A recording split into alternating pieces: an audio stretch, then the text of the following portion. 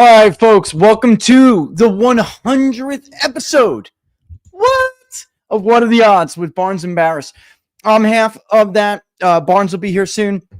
100 episodes of something that was supposed to just be a special before the 2020 midterms, 2020 presidential elections, on how the COVID lockdowns, that's how this all got started, how the COVID lockdowns were going to rob Trump of the presidency at a time when everybody was cheerleading for them. Everybody, including well-known voices on the right who have now since admitted their mistakes, but actually not all of them. Some of them try to rewrite history and pretend like Robert Barnes and I were not the only two people on planet Earth with the platforms that we had anyway, saying that this was a bad thing from the very beginning. All right, so 100 episodes, mostly focusing on elections and some of the other very important things that we thought would impact politics, the realignment, demographic changes, vote preference for those demographic changes. And here we are now, episode 100. So don't forget, if you like the videos, to like them and share them far and wide. Don't forget to subscribe. The best place to follow me is right here, peoplespundit.locals.com, peoplespundit.locals.com. And Barnes, when he comes up, you'll see it under his name as well, sportspicks.locals.com, sportspicks, or you can go to Viva Barnes, by the way. But the links are in the description. Everything is in the description.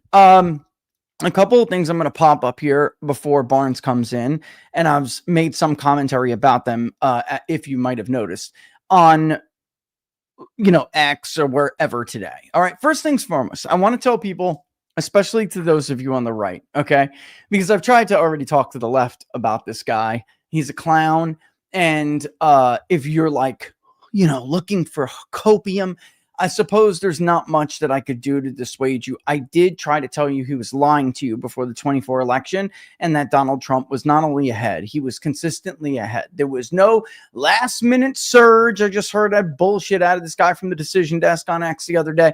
There was no last minute surge or momentum for Kamala Harris. David Plouffe was lying to everybody. It was not real. Some of the distortions in the data came from response biases that did occur during the conventions and stuff like that, but it still never, ever gave Kamala Harris a lead. All right. So now to the right, if you got duped by this clown, all right, I'm going to tell you when we come back, stop listening to him. He's distracting you. He's doing it on purpose. He's trying to get you complacent, and he's not doing it alone, but all of these combined efforts together are working, as Robert and I will show you in a second. But let me play this clip from this moron, and we'll be back in a second. The common denominator here is Donald Trump, and Democrats are on the precipice of delivering a huge blow to Donald Trump in his second term. What are we talking about here? Well, why don't we just look? Democrats lead all the key races. You go to New Jersey governor. That's really the only close one. Mikey Sherrill, the Democrat, up by 6 points. Abigail Spanberger in Virginia, up by 10. Zohran Mamdani, up by 16 points in New York City. The bottom line is this. Yes, there are ideological differences between the Democrats, but the key common component is I can't even let him finish. This guy is such a clown. They're all blue states. That's number one. Although I will play devil's advocate and say that obviously it does point to significant problems that Republicans have to pay attention to. But New Jersey is the only one where I would argue that not only could Republicans win this race, or they should have won this race. All right. That's what I'm going to argue. And I'll play devil's advocate a little bit here. But first of all, welcome, brother. 100 episodes. How you doing today? Yeah, we'll do a breakdown using the Cauchy markets of all the latest picks. If you had followed the picks gave out, you can go and confirm it for yourself if you're out there. In 2018, covers.com and some others covered. I gave out a couple of picks, and they're all underdog picks, and those cashed. You would have made money. 2020, if you would have followed us here, looked at our margin of victory predictions in a wide range of markets, despite the various election fortification that took place late that night. You might say they fortified the election the way Pastor Hagee likes to fortify women, not his wife. But despite that, you still would have cashed in. 2022, the picks we gave out, despite all these close losses, was not the bloodbath if you had taken our picks that it was for a lot of other people. 2024, you would have cashed in really big. You would have cashed in big in the primaries. You would have cashed in big in the general election. You would have cashed in 20. Yeah, that's all Reverend Hagee loves to show the women, not his wife, the missionary position. That's his idea of evangelicalism down there. You would have made a lot of cash in 2024. So let's see if we can help people make some money, make the cash, be better than the brag about how you were more right than everyone else with your friends and colleagues and others.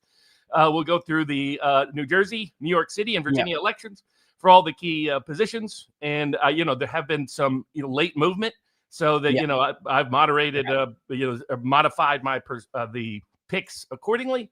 So it should be fun. We got a hard out at about at the 90-minute mark a little before to make sure Richard's kid is not abandoned at the school.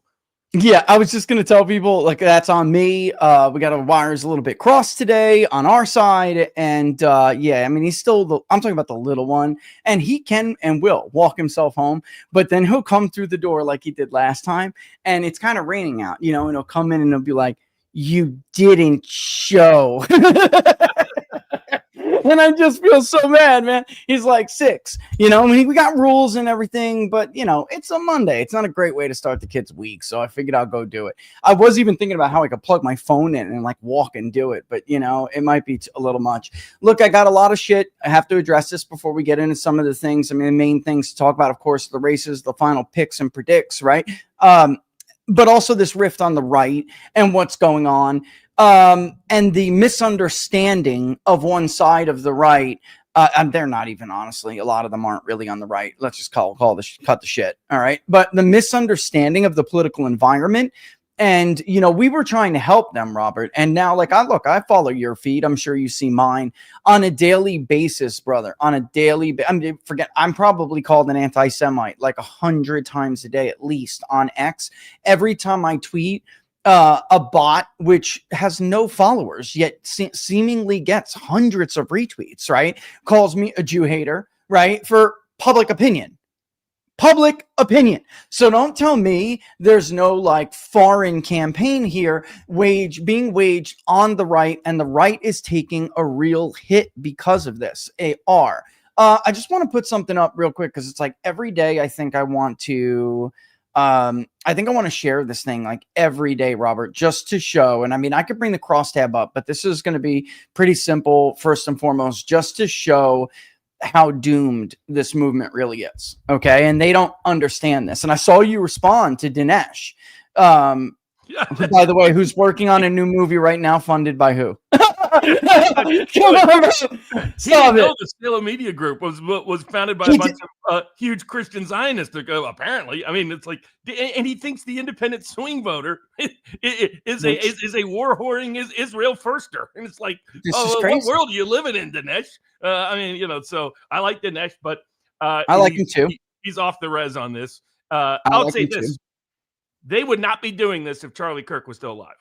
I was just going to say, the guts to do it because Charlie would have called it out and shut it down right away.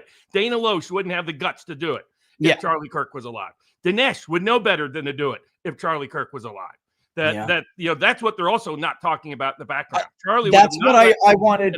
Tucker Carlson, the most popular populist conservative in the country in terms of podcast or anything else. The closest approximation we have to Rush Limbaugh is a combination of Tucker Carlson, Steve Bannon, and Alex Jones. And they're all the ones now being told they must be gatekeeped out of the Republican Party. And Mark Levin, if you don't want to feed into conspiracy theories about who runs the world, don't go out and brag about claiming your group runs the world. Just a little FYI there, Marky. I just want to say this because normally I would never have said this, but I have learned over the weekend, it dawned on me, Mark Levin is a Jewish supremacist. He is. He is an absolute Western European hating Jewish supremacist who has been using the goodwill of Christian charity and, the tenets of the Christian faith to look out for those who are oppressed and to stand up for those who are oppressed. He's a parasite. I'm sorry. He is. He's been sucking the blood out of the goodwill of the American public for an alternate aim. And it dawned on me listening to him when he started rapping other people. And I saw him do it on Twitter before, but I mean, this was a speech, Robert. Steve Bannon. I know Steve. We've both known Steve for years. He would consider himself, certainly at one point, I'm not going to speak for the man now, but at one point, absolutely would have considered himself a Zionist in the sense that he supports Israel. And of course, he believes in the Israeli people's right to live and occupy their ancestral homeland, which you and I have done entire episodes about. You debated Nick Fuentes. Now you are using the pro-Israel position. Now you're an anti-Semite. I'm an anti-Semite. Steve Bannon's an anti-Semite. Mark Mitchell, we're just talking about the same polling data you're Mark Mitchell's an anti-Semite now. This they're is all crazy. anti-Semites. So it's like a bad Mel Brooks comedy or something. It's just used to love Mel Brooks. But the other thing is, Charlie would have never let them do this on the eve of elections. Charlie would have never let them get distracted in this way, would have called them out. Mark Levin wouldn't have had the guts to go at him. All of these people wouldn't have had the guts to do this at this time or in this manner. I like Gad Sad, but for the love of God, they live in these little bubbles. Like they really believe that Joel, the Babylon Bee guys, Lord have mercy. They're more like the Onion in their comedy these days. Where did they get into this tiny little bubble? Pretend that they're MAGA? Pretend it's a small bubble. That's the difference. Never Trumpers, bottom barrel people who believe America should be last, not America first. They're Israel firsters, but Joe Barry's like, what? What do you mean Israel first? I don't even know what that means. It's you, Joe. Hey, come on, bro. Yeah. You just hit on two things about this rift. One is, of course, it was happening before Charlie died, but they never would behave this way if Charlie was not murdered, which really makes me concerned. And then I'm going to bring up something else that I'm also going to say. They were trying to give out. They were trying to give out that. That's it. That's what I was going to bring up. And Erica is like, I have no idea what this is. Erica was like, I have no idea what this is. Andrew, I call, and maybe I don't know if Andrew wants to get into the private conversation, but I'm like, Andrew, you aware of this? And he's like, no clue. No idea, and they've demanded a correction. That came from a government spokesperson's office. Do you understand? That's propaganda, and they know it. The government was out there trying to pretend that the Kirk were deeply, that Erica Kirk was going to take a prize for Charlie Kirk. They showed an old photo, again, because they're trying to profit off of Charlie Kirk's death. And lie about what Charlie Kirk felt. Charlie Kirk had a geopolitical, realistic perspective about Israel. And he always had that perspective. And he was not going to get bullied like they're trying to bully all the supporters of Tucker Carlson right now, or the supporters of Steve Bannon right now, or the supporters of Alex Jones right now. That bully campaign ain't going to work. These people are part of a dying empire. Let me put it up. Let me put that up. Definition of hubris is their mindset. Here is the death of the America Last movement. Whatever you want to call it, America Last, Israel first, Ukraine first, whatever. And by the way, Mark, I will call whoever I want a neocon. You don't get to just say that that's a trope. Did you see his response? You don't get to just say that that's a trope because you're a piece of shit who can't defend your shitty, failed policies. Are we so listen, if it's a trope, Robert, are we supposed to have lobby the Trump administration now to delete all the textbooks or all references in textbooks to neoconservatism in every university across the country that has a foreign policy or international relations course program? Come on, are you kidding me? This is a legitimate foreign policy school of thought. It's not anyone's fault that it just so happened to come out of a prominent Jewish commies yes, or Israel because of their Jewish identity for the most part, and they decided to be war whores around the world. And there's plenty of pro-Israeli people who don't support this, by the way. Plenty of Jewish people who don't support it, by the way. But I mean, the biggest Jewish city in America is about to elect a Muslim to the mayor. So that tells you how this is playing. This is another thing. This is another thing. They demand absolutism, absolute support, yet they don't give it to the Republican Party. You understand what I'm saying? Like, this is the thing. Or to our side of the aisle. And That's right. So it's so unreasonable. They don't want to listen to the advice We tried to help. The advice you've given them, the advice Mark Mitchell has given them, the advice Steve Bannon has given them. They don't the advice Alex Jones has given them, the advice Tucker Carlson. They don't want to hear it. They just want to demonize anyone who disagrees with them and pretend that they're the secret majority and pretend that voters came to them. Yeah, I mean, I had these people tell me, quote, look at Billy Graham. I was like, you don't want to listen to what Billy Graham thought. Those tapes are there with Richard Nixon. Both of them shared, let's just say, perspectives that would be at ease with Nick Fuentes. Yeah, I was just going to say, if you were a fly on the wall, and actually there are tapes, in fact, there are Nixon tapes. The things that were said in that office between pre-Christian Zionist movement pastors and Richard Nixon about Israel, because, by the way, Nixon did not, in the U.S., did not want them pursuing nuclear capabilities. They did it anyway, gave the finger to the United States and did it anyway. And they got away with it. And that's right. So here, let me show people what's on the screen for those who maybe are just listening and not watching, or maybe it's a little small. I'll even make it bigger for you.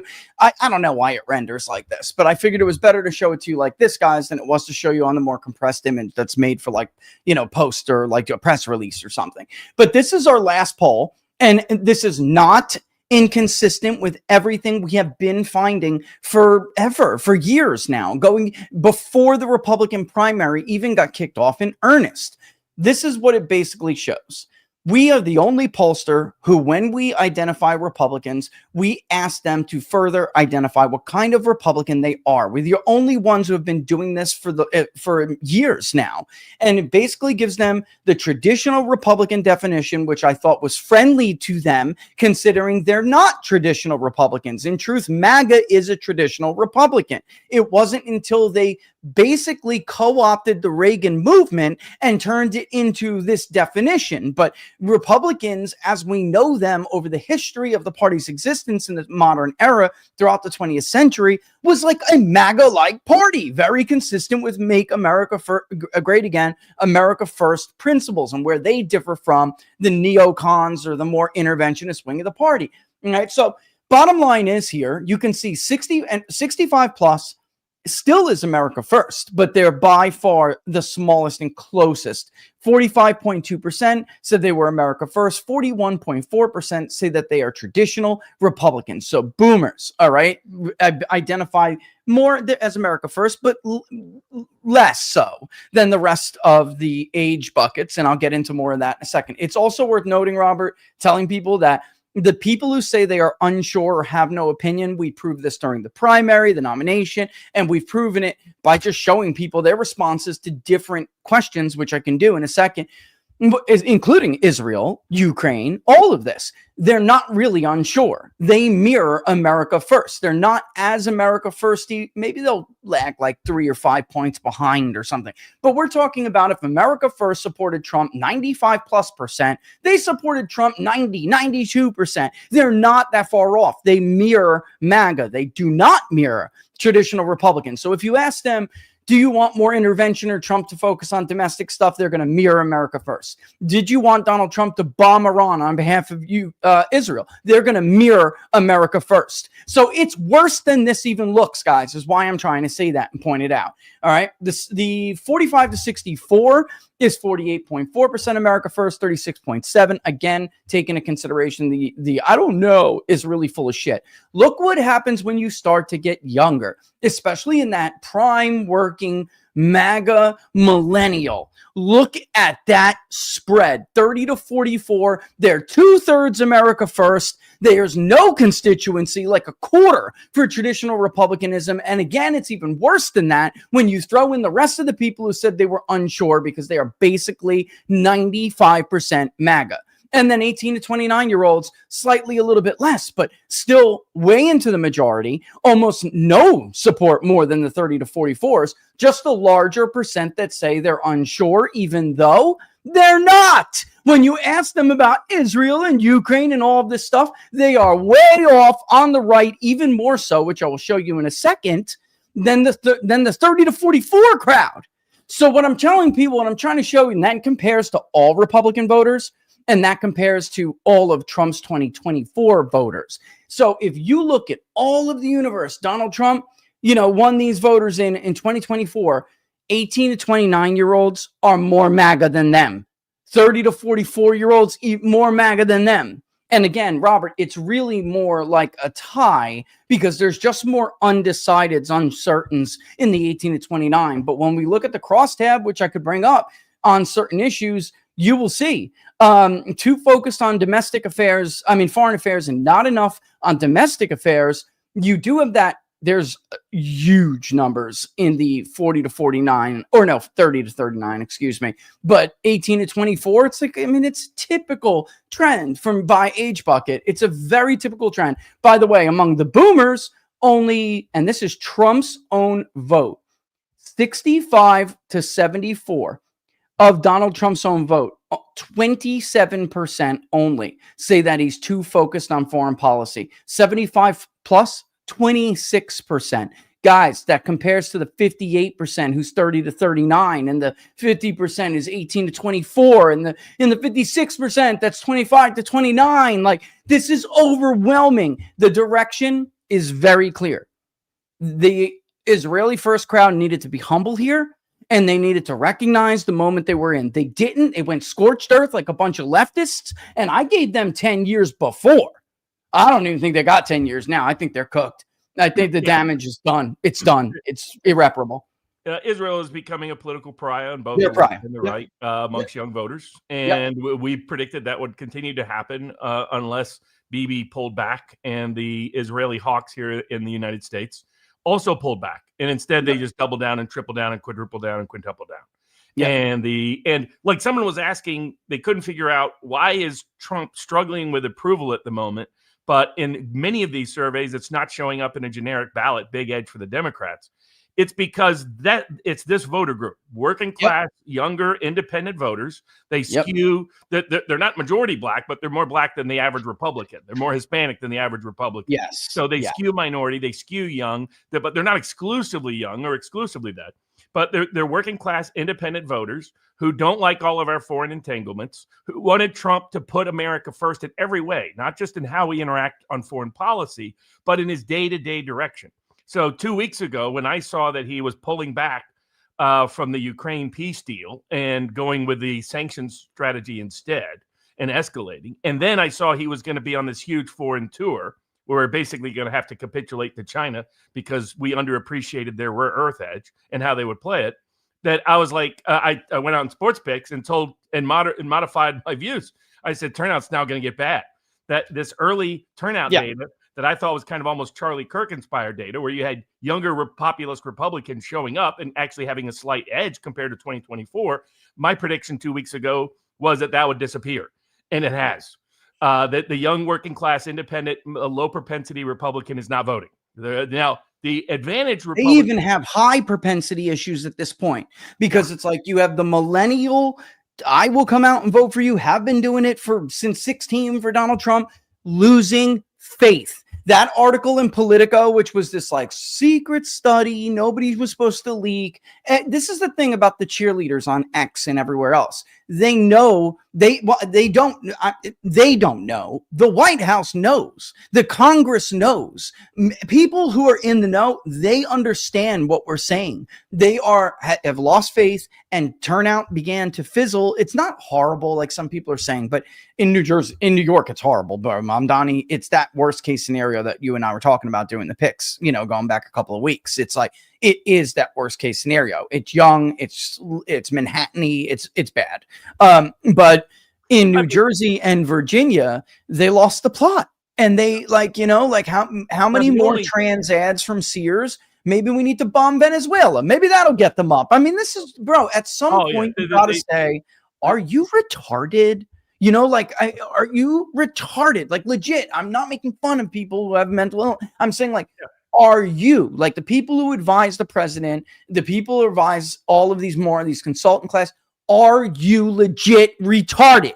This is not hard to figure out. There's not competing ideas in the data. It's very, very clear. It's a matter of corruption, Robert. They're kicking and screaming like babies. They're trying to burn the house down on the way out. You think they don't know? They didn't get the invasion in Iran that they wanted. Why, by the way?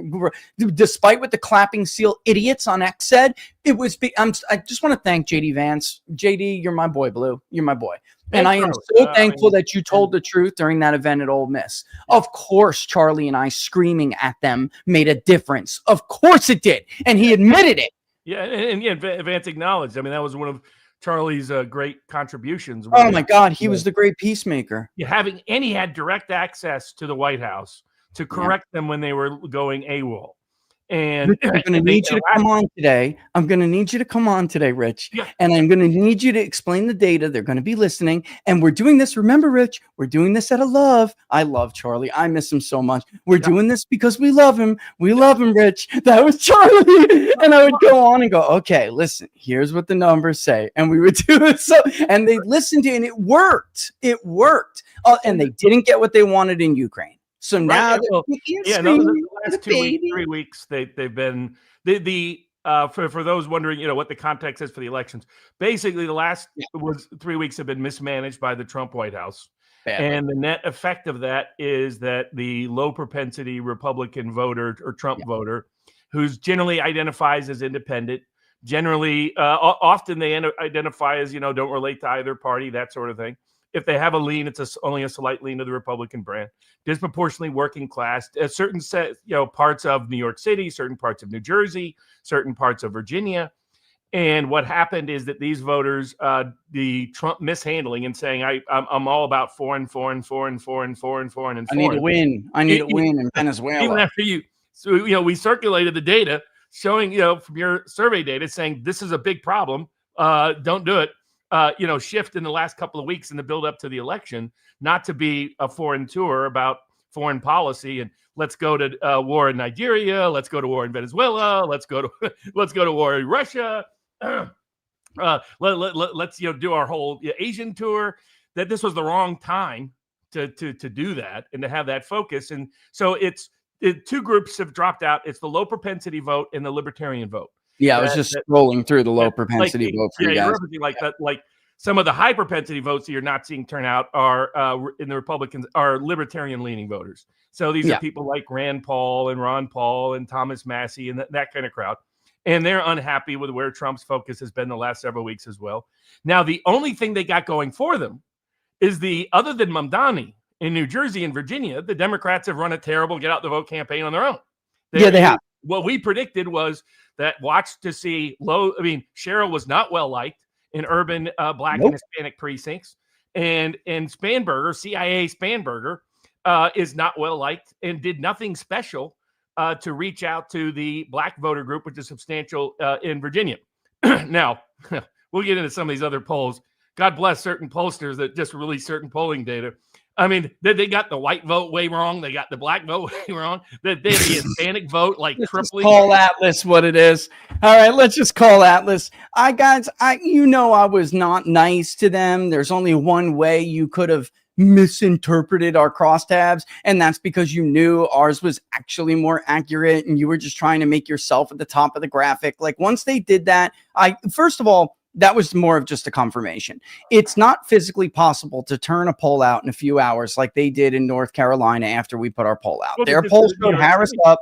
Yeah, that's not possible. It's not possible.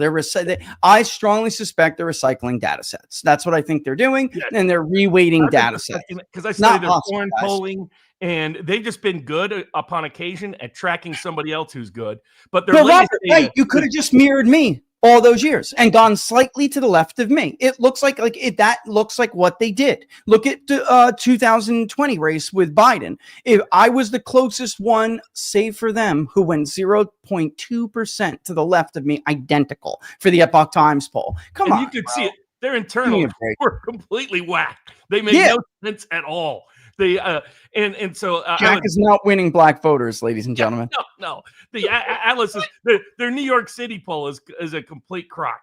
So Atlas is I've always been suspect of them. because I dug into their international polling. And when I put it together, I was like, okay, these guys are just making up numbers, is my view. They're just throwing stuff at the wall, seeing what fits. And like, for example, they have that everybody in the world wants us to invade Venezuela. That's a sign that Atlas is faking polls, because they just polled Miami. In Miami, even Miami, the Cubans and Venezuelans are like, this doesn't usually end well. No, we're not for the U.S. military going in there.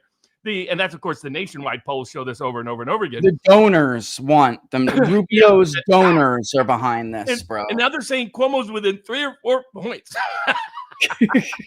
This is gonna be the highest turnout election in New York City mayoral history. It will eclipse Giuliani and Dinkins almost assuredly, unless election day just totally falls off and it's just like only early. I just don't think that we haven't seen that in New York yet. So not even in the 5 boroughs. So while I guess it's possible, it doesn't look likely. And it's like Mamdani is getting an electorate that you and I repeatedly going over the Cauchy odds. In order for him to hit those odds, this is what Mamdani needed to do. He is hitting those marks. There's no BS around it. Let's start there. Let's pull up the margin of victory. Let's pull up Cauchy on the the margin of victory for the New York City mayor's race. Give you the latest picks and the basis of those picks. And it's just margin of victory from Mamdani. That's and guys, I really, before I put this up, I really don't want you to go take Bill Ackman's advice. Is it technically, theoretically, actually possible that Cuomo can win this race? Sure. It's also technically possible you could be born without genitalia that's either male or female. It's not exactly likely. All right. The odds are about the same. The odds are about the same. So here's the margin of victory for Zohran Mamdani, according to Cauchy right now. We're going to have to click 7 more. Okay. Yeah. There we go.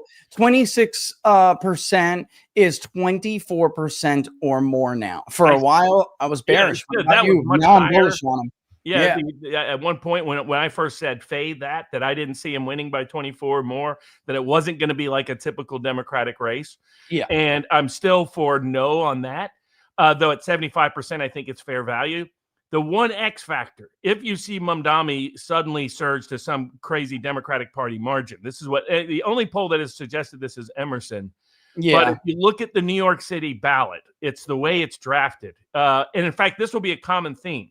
If you're seeing the polls that show Democrats over what I think overperforming what their actual numbers are going to be, those polls in a range of races, they are projecting that low propensity voters on the Democratic side are going to turn out at a high rate.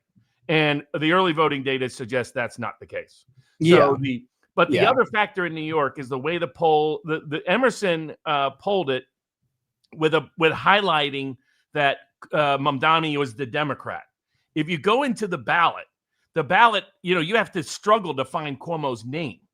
Mamdani is right at the top, Mamdani Democrat. And the difference between Emerson and everyone else was they had Mamdani getting 90% of the black vote. So, and things like that. And I think that was probably a function of just not always having the most accurate subsample of that voter group. But the other factor is, if for some reason that happens, it'll be because those voters just vote for the Democrat when they show up. The common theme is like Jones in Virginia, his only chance. If you dig into what that data, Emerson, others that have been putting that information out, it's entirely low information voters. Yeah, let me show that ballot actually, so everyone can see. Yeah. I think that's kind of important for me to show that ballot. Hold on, guys. Let me remove that. Sorry about that. All right, go ahead, Robert. Keep going. I'm sorry. Yeah. I just want to remove it. I don't believe the low propensity Republican oriented voter is going to turn out, but I also don't believe the low propensity Democratic voter is going to turn out. And these are low information voters. And you see, I mean, like you have to struggle to find. And so I could see of a bunch of low information voters that, just vote because they feel like it or whatever. I mean, they're expecting them to turn out when so far the low propensity middle-aged African-American voter is underperforming their traditional turnout margins in New York City, underperforming their traditional turnout margins in New Jersey. I saw these, Democratic snobs saying, "Oh, look at all the rural voters are not turning out in Virginia." Well, there's a part of that that's a legitimate point from on the Democratic side of the ledger, which is Southwest Virginia is showing below average turnout with a lot of working class populist voters. Which gets made up a lot on election day. The question is how much, But what they're missing is So is the same with black voters in the Hampton Roads are also not turning out in substantial numbers. Yeah, let me give people such a snob. They didn't realize that that's the part of the state where Democrats want high turnout. Can I give everybody a glimpse of by race who's come out and voted early so far? So voted in person in Virginia. Whites 72%. Blacks are at 18, which is about 2% below. Hispanics only 4%, which is about on par actually. Asians 4, others unless 2. Unless you're insider advantage and you think they've suddenly jumped to 12% of the vote in Virginia. So God bless these folks, but they can't help themselves. He's like, I actually did bring that up. It's like that seems like a lot to me. And he's like, well, it's not, and sometimes some pollsters will do this. Like, look, the question of whether Hispanics identify as white, Hispanic, not white, or white. And I get that. But like, when it's that much more, I'll tend to look around. There's other things you can look at to see whether or not they're truly Hispanics. Education, right? Where are they? Because whether or not there's this giant population of Hispanics in like the Shenandoah Valley. They don't exist. Really, none of these folks the voter validation stuff that you do. The other reason why they have a high error rate. Qantas has their estimation and part of their estimation of their model is based on past error rate of these other polls. Yeah. And I did a deep dive over the weekend in these polls, and they're still like limited methods, limited modes. I don't understand why they don't have 4 or 5 different modes at this point when that's available, whether it's, text, whether it's voice recording, whether it's landlines, whether it's cell phones, whether it's online panels, some aggregation of it, some voter validations of it, some making sure it matches up with the census data in certain areas. And they're just not doing it. So like all these polls that recently showed Jones winning the Virginia Attorney General's race. Well, I'll get to that in a bit, but theme. We'll go back to the New York City mayor's race. It's looking a lot like what the prediction was 2 weeks ago, which was I think my last prediction was Mamdani 48, Cuomo 32, 18 20. Was it 20? Yeah, 22, I think, for Slee was what I had. Is that right? 48? No, 20. It looks like some Republicans are being convinced to vote that they should vote Cuomo and all the rest. Not enough for him to get within 4 points. But the other thing is Republicans have not been turning out at a great number outside of Staten Island and a few other places. They're the Bronx there. The Bronx Republican voter that's been converting like in the Trump era is not there. And another one that I think people need to understand because they look at it and they're like, oh, this is good. This is good for Sliwa. First of all, Sliwa's not winning this race. Can we just cut this shit? All right. But also there are, and I know this is going to break some brains out there. There are Trump Mamdani voters and there's not a small amount of them because that's what all these people doing this Israel first nonsense don't understand. Cuomo's holding Israel rallies, bro. Like, what are you doing? Like, these people don't give 2 shits about, Israel or the Middle East. This is about New York City and the cost of living. What are you doing? He spent 2 weeks doing that, Robert. 2 weeks. I mean, he ran on the Bill Ackman campaign. He did. And guess who called? He's on Twitter saying, I called this one. I called that one. Listen, Bill Ackman and the likes of Bill Ackman are the reason you're getting Mamdani. They have backdoor supported the policies that, first of all, they hedge and vote and give to both, but they support the policies that led to large illegal migrations that eclipsed Ellis Island, as the New York Times reported. You're living the mistakes of these people and their money, where they've thrown around their money for decades. You're living the repercussions of this right now. The financial sector bankrolling Democrats year after year after year. Well, this is your doing. Now you live with it. And any Republican governor who lets these people in their state is a goddamn fool. You should let them sit there and suffer with the pain that they're going to cause all of the little people who I don't even blame for voting like this, Robert. They've been ignored forever by everyone. So they're taking a chance on someone else. Well, he's a socialist. He's an Islamist. They don't care because you are a failure. You're a failure. What we And laid that's all out they know. was if Ackman was serious, he needed to put all of his money and the others in to get out the vote operation of low Yeah, where's the propensity money? Cuomo voters. He's done nothing. He's Nothing. done none of that at all. Just bitch. Yeah, he's lied about Sliwa. He's lied about Sliwa's supporters. He's libeled Sliwa repeatedly. That's all he's done is this. It's the same as like the Israel First crowd, which he is, of course, part of. I was just going to say, he's in the Israel First crowd. They believe in this top-down 1950s gatekeeper control of the narrative. And they don't understand. That's gone. You're never going to be able to do that again. So that was a waste of time, completely counterproductive. So low propensity Democrats are not voting. Low propensity Republicans are not voting. Young voters. Now, what I was watching was I thought that Mamdani could get out the younger vote compared to past general elections and for New York City mayor's race. But what I was curious about is I didn't think he could replicate the really weird turnout that happened in the primary, where young voters swamped in and dominated older voters. So it's in between. So it looks like about half the vote's going to be over 50, half the vote under 50. That is a much more younger electorate than, say, past mayor's races, but we haven't had a competitive New York mayor's race in a while. I was comparing the primary electorate. The primary electorate was overwhelmingly young, and that's what killed Cuomo. So Cuomo has. I think there's enough, though, Robert. I do. Well, is there enough to get him? He has no chance of winning. No. But the numbers are not. The reason why I was saying no to 24 more is I didn't think Mamdani would get all of your Democratic loyal partisan voter, and I didn't think he'd get the same level of youth turnout that he got before. My view is I think, let's see, if you go, so let's see, from 9, so 8, so 9, 20, 33, 44, so about 50% is between 9 and 22 or even 6 and 20. So I think anything in there is good odds. And I think his margin is going to be probably around 15, 16 points. But you can cover the bandwidth by basically taking saying yes on all of these on Cauchy, that's anywhere from 6 up to 20.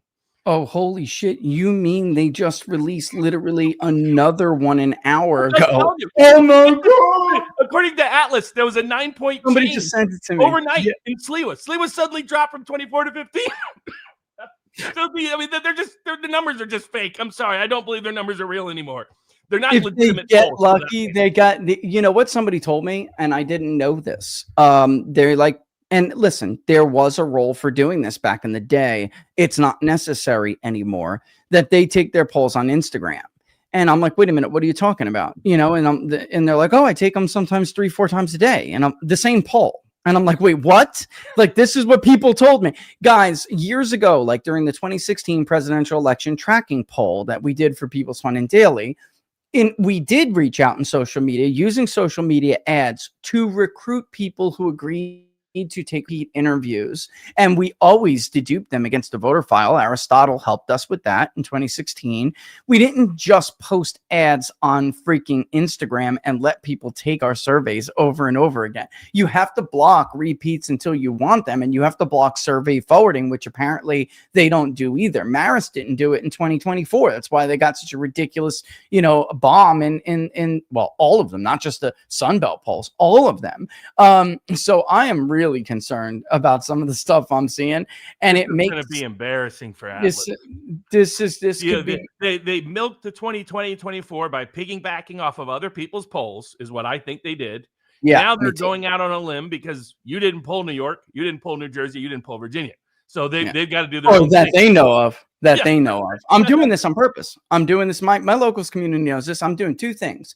I'm starving the beast, but there's two aspects to it. One is, if public polling project doesn't get funded, I'm not burying my money into it anymore, Robert. Why? So that people who then go and attack me can have free polls that they can use for talking points. Nah, kiss my ass. If locals wants it, locals will fund it, and then they'll get it, and that's it. And that's the way it's been going. It's actually not only locals, because the truth is, guys, you'll notice that, of course, especially in like the Israel First crowd, they can easily go and fund these things. They want they don't want to fund something that's true. They want a return out of it. All right. So like truth is not a return for them. They want something for it. And I strongly suspect that a lot of other pollsters were doing that and engaging in that. And now I know that to be sure.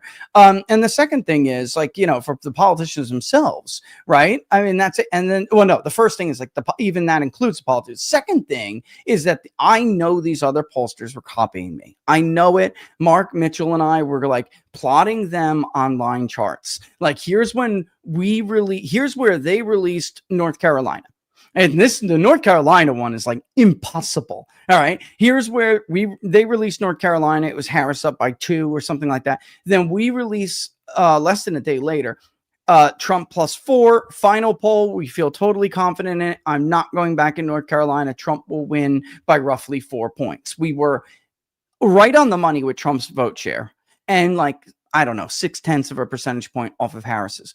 Within hours, there's another poll that comes out in North Carolina. And by the way, with the statement that says, sorry, we actually were kidding. It's not our final poll. Like, guys, that's hurting. That is textbook mirroring. They saw my poll. They know I can poll North Carolina, and they changed their numbers. And if you go back and look, like Robert, what you said, it's exactly, you can see that it's basically the same data set and they just reweighted. So it's like, you'll get crazy shit. Like there is like 65% of the black men who took the poll are conservative, because they're just trying to wait. And like, when you do that to wait to get the top line that you want, the subgroups are going to get crazy, guys. And there'll be some telltale signs that the subgroups are crazy, like our poll in Wisconsin, which they then reversed on. You had to wait Trump winning the black vote in Wisconsin in order to change the data set. And they didn't mean to do that. They just kept waiting up for ideology until it flipped the numbers a little bit. What happens with that? You make Hispanics to Republican. You make black voters to Republican. You make urban voters to Republican because you're just waiting for ideology, not by area, not by anything. You're just tweaking the ideology. Locals, you should know this because I showed you live how these people are manipulating this shit. And Seltzer was one of our targets with that. You remember after her little dubious Harris +3 in Iowa? I don't buy it either, man. I don't buy it either. Well, what do you think ultimately? You think he's getting to 50 or not? I think it's going to be real close. So Yeah, on the margin of it, we'll go over to the 50% here in a second. On the margin of victory, it depends on what your risk appetite is. If you want something that's about even money, that means you bet 100, you get 100, you make 100. Then that's the 6 to 21 categories. You just say yes on each of those. If you have more of a risk appetite, you can get 3 to 1 to take 12 to 18. Because I think that should be 50%. So if your risk appetite, you want a bigger payout, take that range on Mamdani. That's where he's likely to finish. Now as the 50%, I would put those odds at 50%. So I don't know what it's right in line with where you are. I'm on like a coin flip 50-50. Yeah. I tend to think maybe it's like 52 because things tend to move when someone has a perceived dominant lead like this. Most of the time, not always, but most of the time, some people who truly are undecided are like, whatever, Mamdani's going to win anyway. And you'll get a couple of points because of that. It happened to Trump, actually, a lot during the 2016 nominations. The other thing, if you play into the electoral environment we're describing, which is these young independent swing voters that Trump had in 2024, as Mark Mitchell has been accurately saying, they're burn it all down people. Who's the burn it all down person? Now, this is why I was encouraging Sliwa, because I was like, Sliwa could get some of those votes and hold Mamdani's margin down. And that way they could limit his mandate going into the mayor's office. Yeah. But, instead, everybody was out there pitching COVID Cuomo, who was never going to make major inroads into these voter groups and ran a crap campaign on top of it, lousy in the debates. Slick Mamdani, who's the closest to the burn them all. This is why, like, when they kept attacking him as like Marxist Muslim, I was like, understand that these voters just want to burn it all down. Yeah. So telling him he's radical, he's revolutionary, that's what they want to hear, even if they don't ideologically share a lot of his inclinations. And so the Mamdani's going to win. He's going to win big. He's going to win easy. And that's but this I think is exactly right where the odds would place him. So I don't have a wager either way. George Santos already has his bags packed. He's going to leave his aunt and his dad behind because they're like his dad's almost retired. He's like a year or two away from retiring, but his aunt's retired and set up. So she's going to stay and try to ride it out. But him and Matt are not. So him and his partner are getting up and they're out. By the way, if you haven't watched the interview with George and Tucker, beware, anti-Semite label may get hit from you. But it was a great label. I mean, it was a great interview, Robert. And like he talked about going to prison and there's a whole lot about it, which is fantastic. And then how he got out. But one thing is, and this is huge, I'm telling you, if you remember, George Santos was one of the most outspoken Christian Zionists in the Congress. He is now off the train as long as Bibi is there. He thinks Bibi's a murderer. Bibi is a murderer. All right. I'm sorry. It's true. He's done. And it's not that he's done with Israel. And I think this is what Robert and I are trying to convey to people.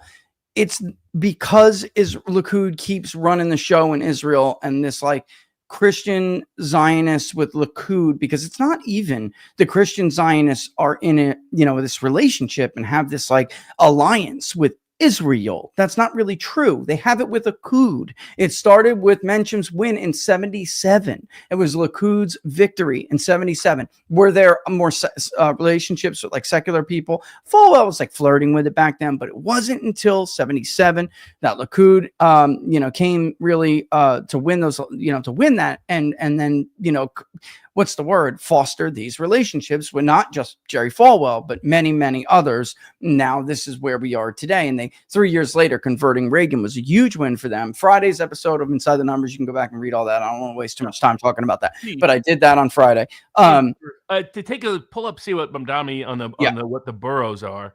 For those down here, Mamdani will win. Cuomo will win the Jewish vote by a very large margin, 30 to 40 points. The Italian vote, the question is whether that breaks towards Cuomo that was going for Sliwa. Over about half of the New York City vote is foreign born, and is secular and is not religious.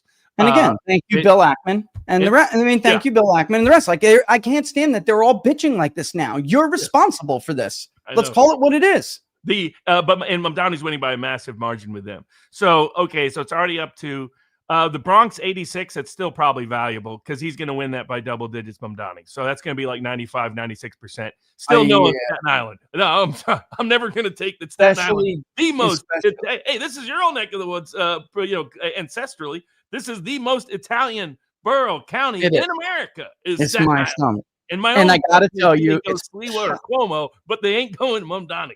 It's possible that it's closer than people think. And the only reason why I say that is because the splitting of the vote. I have been seeing some polls that have been giving some people some gray hairs. And it's like, man, holy crap. Why is like Mamdani only 4 points behind? And it's because it's like Sliwa 35, Cuomo 33, and then Mamdani's so close. Yeah. So I think that this last fake news narrative that the right is pushing out with Atlas, that it's close, is designed to help a whole bunch of Sliwa voters vote Cuomo. And so expect Sliwa to drop Cuomo. But in places like Staten Island, that is even for the problem with Mamdani is most of the evidence and information. I talked to some people and reviewed some publications of people that have done like precinct level predictions on this. And they have Mamdani that they just can't get him above 25 or 26. Yeah, that's exactly what I just explained to somebody the other day, that like it would be very, very difficult to get him, 25, 26 is very fair. To get him above 30 is like, because I can even see him at 30, Robert, I could, but like, that's it. If you're real risk averse and you just want to make a little bit of money tomorrow, then just say yes from Mamdani for Manhattan, Brooklyn, Queens, and the Bronx, and no on Staten Island. And you're only making like 3-5%, but for 1 day's return, that's not bad. What's that? It's not right. I mean, it's not bad. It's not horrible. Let's see, whatever else. Will he outperform the polls is a good one, but we haven't been looking at that lately. Yeah, the problem is, and there's still some polls coming in, so you have to wait until all the polls are fully published. Now we can go across the river to where Republicans did have a chance, but I think it's fading in New Jersey. What's the margin of victory in New Jersey? Let's New Jersey governor winner right now is 84% Mikey Sherrill and Jack Citarelli 17. I think that's a little low for Jack. Yeah, I think it's a little low. Yeah, but I think mean, I have in elections, like if it's a sports game, 3 points, there's a 40% chance the 3-point underdog will win. In politics, a 3-point underdog has like a 3% chance of winning. Yeah. And I think that's kind of where it is. So I don't have a pick on this particular one on that part, but I do on the margin of victory one. Well, what do you got for margin? I will just say this. See, they got the counties about which ones counties. They've added that recently. The counties. Yeah, actually, it's right here. Let's go there and then we can go to the margin of victory one. And this will be Mickey Sherrill's counties. Did they add them for Jack too? I don't know. Oh, so you can bet yes or no on whether she'll win it. So effectively, I like one already. I'll tell you. I was gonna say, listen, Morris is a Trump flip county. Everyone is kind of expecting it to stay right around where Harris was. Why? Because Trump lost it by 6 points. So let's say Mickey Sherrill wins this race by 6 points anyway. All right. It's a gubernatorial election. It's not a presidential election. So at 44%, I don't know. Honestly, I mean, she would have to really trounce him to take Morris back. But looking and seeing, let's see, will they win or lose? There's no margins in it. It's just will they win or lose? Okay. There's nothing here that you could. What is the current one on Atlantic County? Atlantic is one. I was looking at that. It's only 11% that she wins it. It's 11%. Yeah, I think that's accurate. Well, Klaus, it is. That's and that and Morris. I was like, if Morris was like, I don't know, a little bit more down, like if it was further down, then I would like maybe, but I would flirt with it maybe. But like, there's no chance in Monmouth. Where's Ocean? Ocean's not in here. I mean, Ocean is more Republican anyway, but here's what I'll say about this, guys. They broke out the big guns 2 weeks ago because it was close. And I tried telling them this, they didn't listen again. And that's, their foolishness. I will just say, I don't know what else is worth the president spending his political capital on more than winning elections for people. Ultimately, you need supporters, you need IOUs, especially when it comes to Congress. This is a gubernatorial election, but if you do have, I don't know, some crazy plan to run again in 28, you may want to make sure there's a governor that's friendly to you, by the time you get there. But it's... they did not give this state the attention that it deserved. And I could make a very brief argument as to why I think that New Jersey Republicans should have been the slight favorite in. Okay. And I'm going to play devil's advocate. Being the only pollster I know who has and maintains databases of battleground and battleground adjacent states, meaning that states that could be very close to becoming battlegrounds, in short, right? Being the only one who has these databases, it totally meant the sole purpose of them is to identify what the potential voter pools that are in the voting eligible population, but are not. They could be low prop or no prop at all. And what do those people look like? Who's more likely to gain from them? New Jersey is filled with Republican targets, like Pennsylvania was filled years ago. It's so that's number one. But number two, Sherrill, bad candidate. I could actually argue that they should have been in a better position to win this race than Chris Christie was against John Corzine, because if you look at the favorabilities, she's not that very well liked. Jack is. Like for a Republican candidate, he's also well known, which Chris Christie was not when he went against John Corzine. But also, the state is less Democratic than it was when Chris Christie beat John Corzine. And there's a state tradition that maybe only people who live in New Jersey really understand how strong and important it is. And that is that they do not like to elect the same party for 3 consecutive terms. I wrote a little bit about it on Twitter earlier today. I think people would be stunned to find out how long ago it has been since that has happened. That includes ones that have scandals attached to them, right? So, the bottom line is, let me just bring it up again. You have to go back to when Richard J. Hughes in 1962 won a third term straight up for his party, right? Because he was running for what was an open seat, but he got the third term.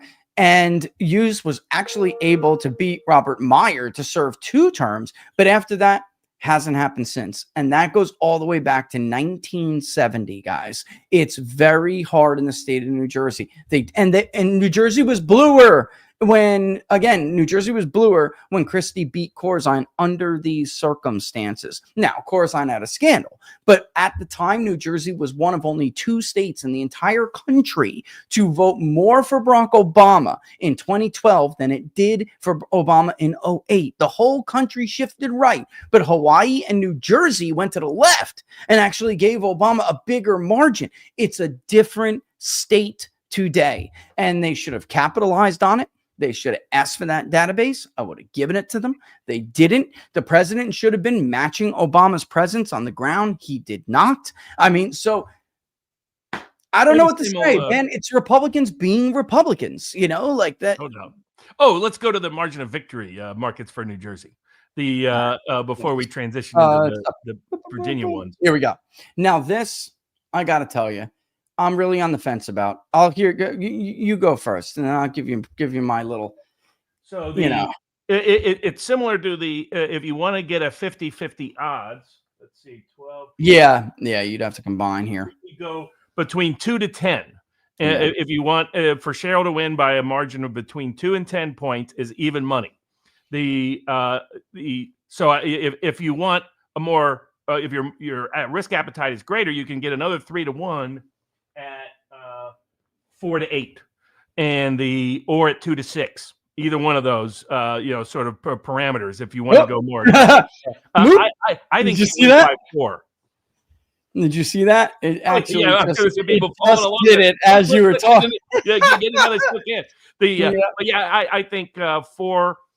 Somewhere in the I think she underperforms Harris's margin because Jack's a strong candidate. She's a weak candidate, but the electoral environment is. There's low propensity Democrats not voting, low propensity Republicans not voting. In a high propensity electoral environment these days, that tilts it slightly Democratic. But she underperforms and underachieves with Democratic voters. He overachieves with Republican voters and independent voters.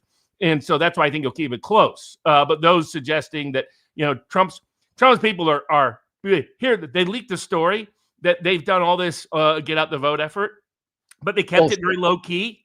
And they did it so that if they get a surprise performance, they will take credit. That's right. They made it so low key that no one will notice it when they get rocked. So that's what the same scam artists that Trump has working for him. That's all they are. They're scam artists. I've seen no evidence of a get out the vote operation. There is none. It's bullshit. Scott Pressler's doing what he can, but that is not it. There's no organized effort. That's a bunch of hogwash. Low propensity Republicans, libertarian-leaning Republicans are underperforming in terms of vote out. And the only thing that's keeping it close is she's a weak candidate. Jack Ciartrelli is a strong candidate. And low propensity Democrats are also staying home. I am not, I didn't ask them for their permission to talk about this, but I know 3 people who have made efforts in New Jersey. One is Scott Pressler. They have all conveyed that they are getting no help. They are on their own. So, I got people asking me to retweet stuff so they could because these aren't rich people. They do this because they're true believers. And I read one of their text messages with people that are supposed to help them, and it's completely disorganized. There is one group that started, I suppose it's a PAC, really.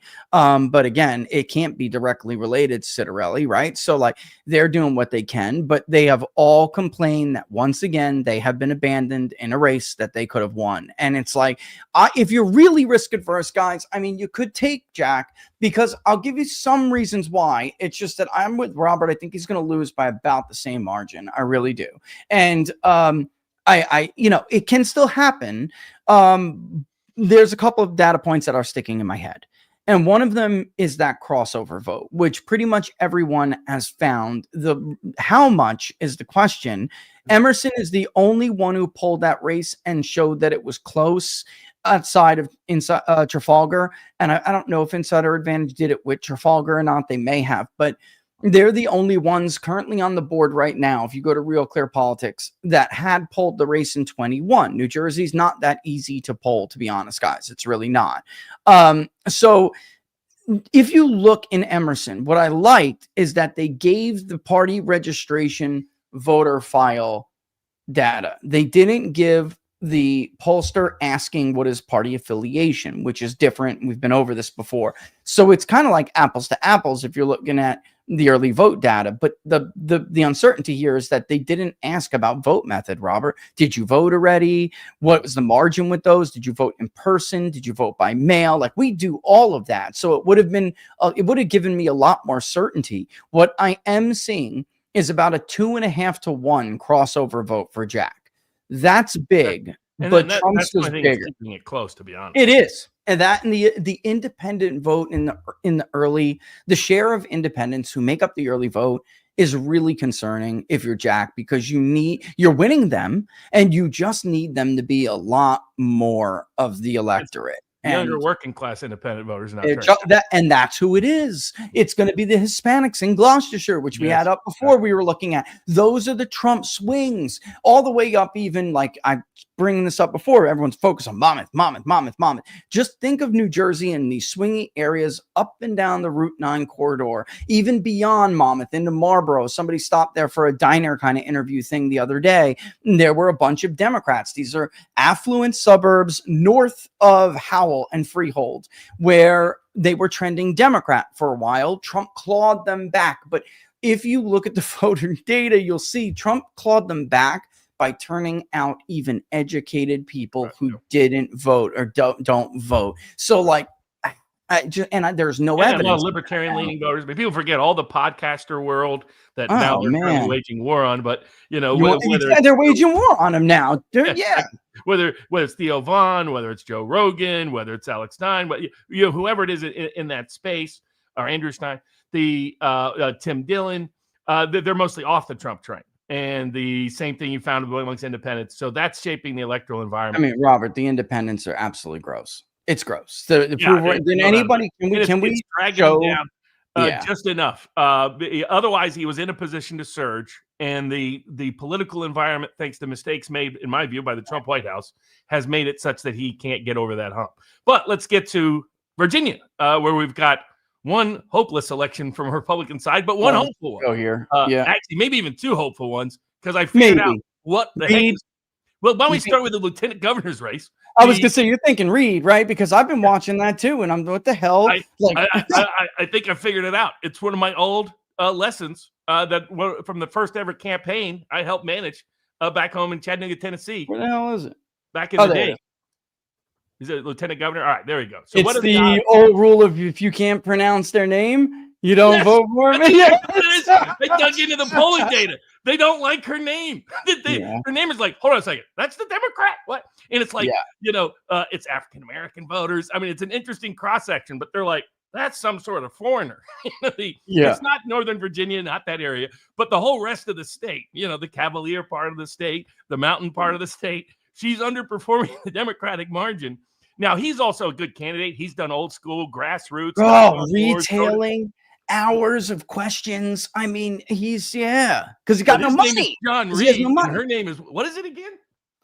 Gonzala Hashmi. Yeah, exactly. Gonzala Hashmi. If you got to debate how you pronounce the middle of the name, that's why she's underperforming. So if you want a little long shot, throw small change, throw it in on Reed to pull a shocking upset, because at 15 to 16 to 1, she is way underperforming the numbers. And this is across the board, Democratic leaning pollster, Republican, doesn't matter. She's probably going to win by 3 to 4 points. But I could see, given there's this deep reluctance to embrace her, that it show up. And he has run a real grassroots campaign, and she doesn't have a huge money campaign edge, and she isn't a well-known individual in the state already. I could see Reed pulling an upset. Me too. At least at those odds. Anything under 10%, he's worth a little couch money. It's just even in the Roanoke poll, there was a bunch. By the way, the Roanoke did us a solid by writing and telling people, showing people in the lieutenant governor's race. I don't want to skip ahead, but just how partisan Democrats are. Like, you can get caught talking about shooting your opponents in the head, these children in the head, and watching the kids die in the mother's arms. And 90% of Democrats will admit, and that's the difference, admit that they will not change their vote because of it. Only 1% said that they are going to vote for Mayorkas because of those comments. On the Democrats.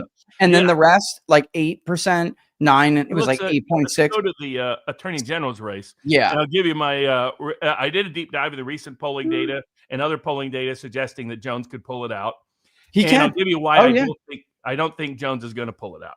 What that is, if you dig in, it's like Emerson's poll. A lot of his edge comes from people who didn't even vote in 2024, right? It's I'm sorry, those people are not doing here. Maybe just Virginia Attorney General should show up. Yeah, so I'm going to go back. To winner. It's not a margin of victory one, but what are the odds currently on the Virginia Attorney General's race? Why can I not? Oh yeah, let you find it. Let me view all markets. Let me just do view all markets. Virginia margin of victory in the Virginia Attorney General race. Here it is. Okay. So Mayorkas is still the favorite at 20%. Well, he's the highest is Mayorkas at 0 to 1.99. So 0 to under 2 is the highest odds right now. 20%. My pick would be Mayorkas from between 0 and 4. So both, and that's 2 to 1 on your money. If you want a little bit safer portion, you could just take all the Mayorkas options, except not 8 or above. That's not going to happen. Too much of a Democratic leaning electorate. Same thing here in Virginia as New Jersey, New York. Underperforming, particularly New Jersey, underperformance by Republican low propensity voters in places like the Southwest and the rural areas, working class areas. You know what? Christian, also very low Democratic performance so far in places like Hampton Roads and other areas. So both sides' low propensity voters are just not enthused by this race. If you look at what the Attorney General's dynamic is, like if you look at the end, there's about a 10% plus 10% crossover vote. In other words, Harris voters voting for not voting for. And here's the other key. And actually, a really good political analyst in Virginia pointed this out. That's a Democratic leaning person. He said the other reason why I thought Mayorkas was going to win, and I was seeing this in the data, in the polling data when you dig in, there's people that are just going to leave the Attorney General's race blank. Yeah, undervote. On the Democratic side. So so I think the low propensity, low information voter that is the key to Jones winning in these polls is not going to turn out because they haven't been turning out and they're showing no levels of enthusiasm that suggest they'll turn out. Second, there'll be some Democratic drop-off votes who can't stomach voting for a Republican, but don't want to feel ashamed by voting for Jones. And, and that's going to be like 10, 15%. And then Roanoke had it almost 10. Actually, they had it almost 10%. Pure independents, he's dominating. I mean, crushing. Like the pure independent in Virginia leans Democratic even, as voting for Spanberger by double digits. They're voting for Mayorkas by 20 points or more in pretty much all the surveys. So the only thing that's keeping him Jones even in the game is the early vote. The early vote before some of this, fully broke and developed. But Jones is, my guess, he's going to lose by somewhere around 2 to 3 points. It may be very close, but I think when you add it up, I'm sticking with my. This is the good news for Republicans and good news for people who don't want politicized violence to be welcome in America. That for Jones to lose on election night. If he pulls it out, it will be because Democrats and Democratic leaning independents did not leave it blank. And there was good turnout amongst low information, low propensity Democratic voters. There's about a third of Democratic voters who haven't heard of the scandal. You know who those voters are. And I'm just not betting they're going to vote. I was just going to say, and you know who those people are. They are out there. There is something Christian getting cut off. There is something Christian pointed out, which was there was a bright spot for Republicans in that the 0 out of 4 they were leading in up until yesterday. So it finally flipped where Democrats got out about 100 more officially, 100 and I think it's like 120 or 119. It's not much, but the trend was that Republicans had more 0 out of 4s out, meaning they have they're first-time voters, guys, never voted. And we're only talking a handful of people here, under 5,000 that had voted early. It flipped. So my concern here for this race is I do think that Mayar still is a slight favorite, but my concern for this race is that if what appears to be happening happens at a greater extent, then it could take Mayoris down, and that's this. There seems to be a complete and total fizzling of Republican enthusiasm at the end. It went in the wrong direction. In 2024, we saw Democrats put their best foot forward, as they always do in the beginning. And all of the Democratic commentators were sitting there saying they're going to rebound like they always do. And we were explaining to people that, in fact, that's not universally true in all of these states. And Republicans kept accelerating as they kept going toward election day. And that showed that Republicans, and Robert and I have told you guys this a bunch, like if one side is more enthused than the other, their independents will get out and it will impact the margin. So they'll get their independents disproportionately out. So let's say there's a collapse. It will, like, Mayoris is leading with independents, but there will be less of them that actually, I was going to say one thing on the early vote is that I do think the whole Jones impact and Democrats not dumping him is showing up in the turnout data.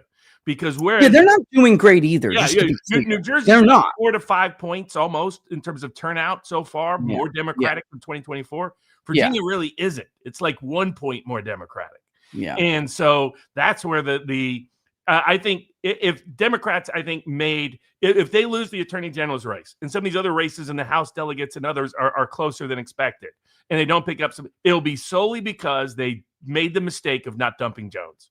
If they would have dumped Jones, this would have been a complete Democratic sweep, given what happened in terms of how the Trump White House managed the national electoral environment.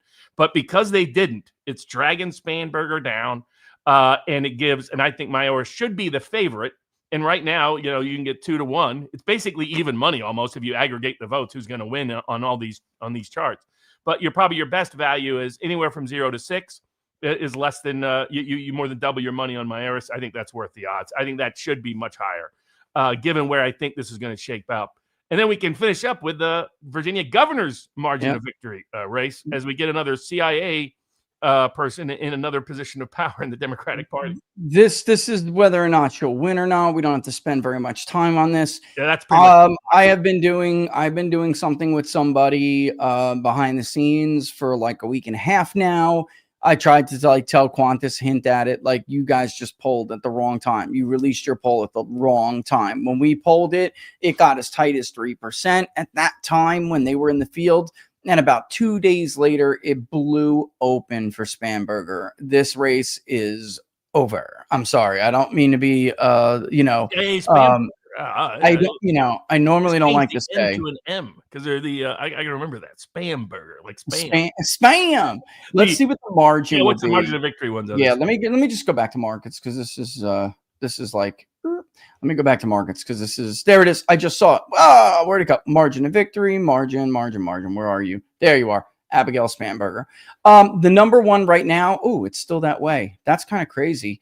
No. Yes, it is. It's still 14 and above, Robert. I'm still no on 14 or more. I don't see that happening.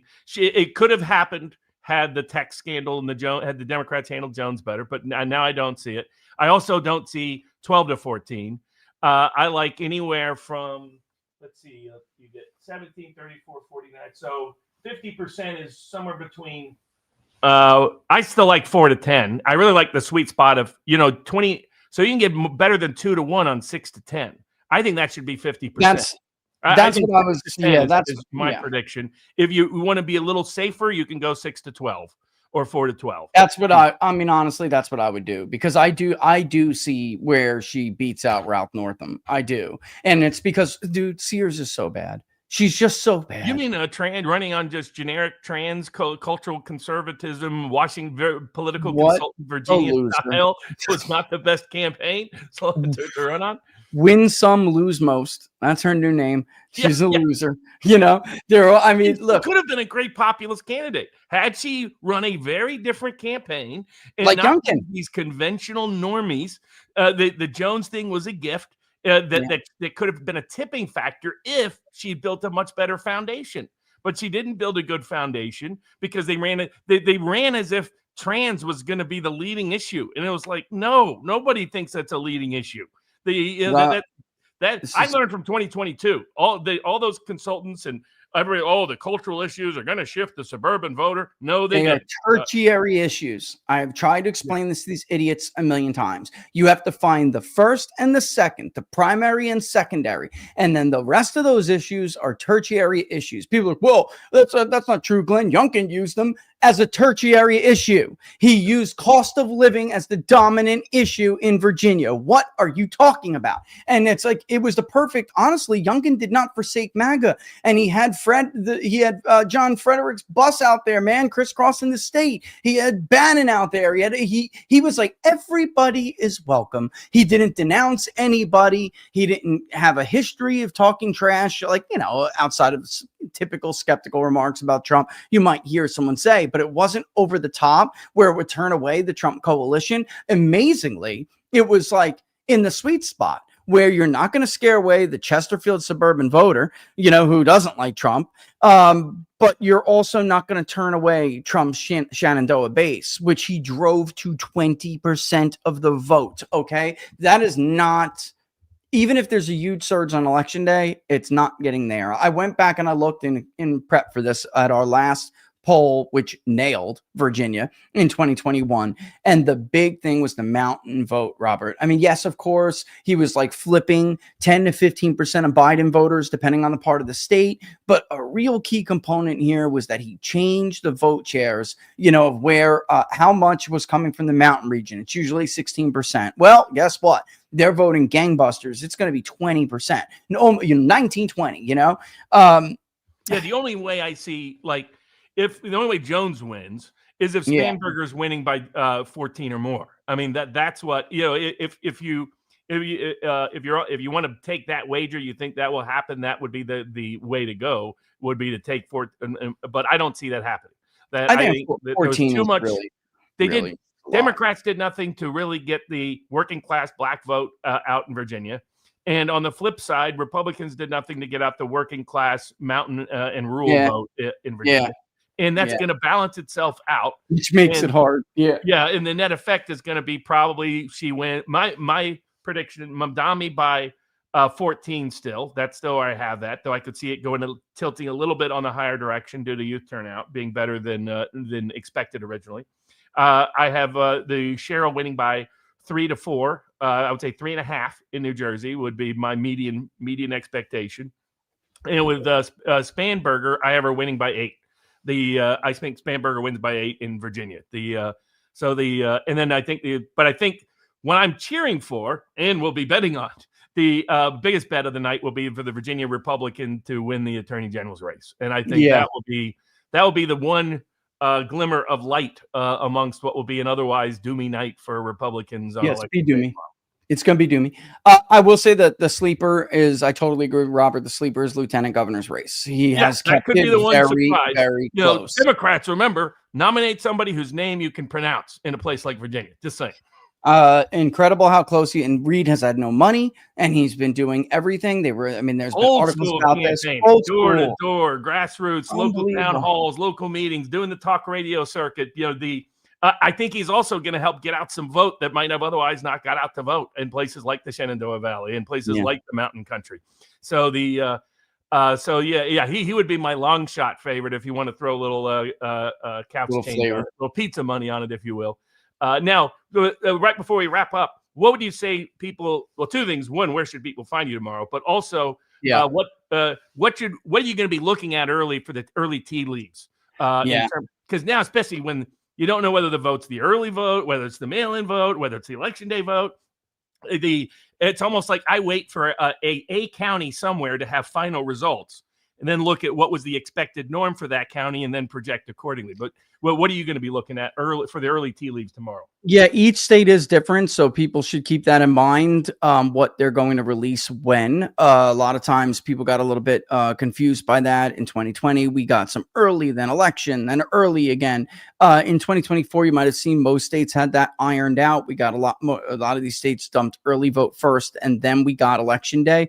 I'm looking at, obviously, I'm going to be comparing margins to both the races in 21 that happened, but also in 24.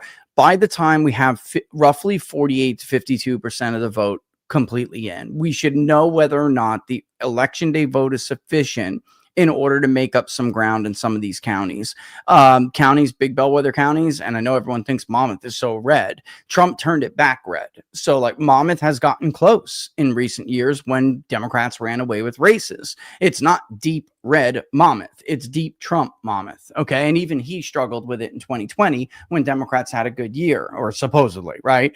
And so that's what, I'll be here. I'll be right here. So I'm going to be doing a stream, and which of course you're welcome to jump on, stop by. But by the time we get that 35 to 40%, that's your early vote. And then we'll have to look and see, whether or not there's enough out there. You're going to see revised estimates because nobody really knows what the election day outcome is. So what the election day share is going to be. But that's why I usually wait till like half's in, Robert, because by that time you already know what the breaks are, especially if you know the precincts they came from. You already know how that vote is breaking, and it's simple math from there. I mean, I think we'll know pretty early in most of these areas. Yeah. One caveat I would give to people: if they're doing exit polls, ignore them. The exit polls are notoriously false and accurate. I got burned on the Dutch elections. I didn't realize that they do the same fake crap there, where they keep rigging the exit polls during the night, so that when you see the exit poll 2 years later, it looks like it nailed it, when in fact the populist. Yeah. They had populist left-wing parties taking right-wing seats. And then I wake up 6 hours later and I'm like, no, it went from a populist right-wing party to a populist right-wing party. Yeah. Like those polls. For those people totally that were confused on what was the populist issue, it was actually Israel. It was the populist issue. Being opposed to Israel led that party to surge amongst urban working class voters who shifted away from Wilders because he was obsessively pro-Israel. Israel alone cost him the lead of that election. That a lot of normies here or a lot of establishment types here don't want to pay attention to. But that'll be at sportspicks.locals.com in the live chat, and we'll hop on occasionally with Richard through the night. And as we're reading the tea leaves, give out any late breaking in news and information. Often you can make a lot of money just on election night, because these markets can make wild movements based on misinformation. I'm going to drag Mark. He doesn't know it yet, but I'm going to drag Mark Mitchell with us too. Oh, yeah, there we go. Because he's dealing with a lot of the in the same room. Yes. I mean, this is just insane, Robert. Who told them this was a good idea? Must be some of the same consultant, because a lot of these Republican establishment consultant types also consult Likud. So, like, who do you think gave them this advice? I don't know if you saw, but I quote tweeted you and recalled my conversation with Steve Cortez right before he endorsed Ron DeSantis. And I tried to explain to people after you replied to Dinesh that they are truly clueless. And I did my best in vain to convince Steve that he was being fed a line of bullshit and that they were going to lead you down the primrose path, brother. He didn't listen to me. Everything I said turned out to be right. Everything Jeff Rowe was cackling in the background turned out to be wrong. And now look at them, but there's never any loss for the money. Well, because as you know, a lot of the Republican money is actually on the America last loser side of the party. The winning side of the party has a lot less big business donors that give to them. So one day we'll get in, folks, a little bit more about the rift that, we're talking about today, because obviously there are financial relationships at the heart of this rift. Yeah. And we'll this is not with a recap of everything that happened in these races and an early prediction of where the midterms are going to go, because it might have some surprising picks there as well and some early odds, but should be fun. So remember to continue to support the public polling project. Oh yeah, I was polling out there, and I'll be at sportspicks.locals.com tomorrow, and let's have some happy wagering. If we're gonna have some terrible candidates win, let's make money. Let's at least make money on it. Come on, we got to do it. Might as well. All right, brother. I'll see you tomorrow. Robert Barnes, everybody. Don't forget sportspicks.locals.com. I'm going to race out of here. Don't forget to like the videos if you like them. I'm going to race out of here to go get my kid, and I will see you guys tomorrow. All the best.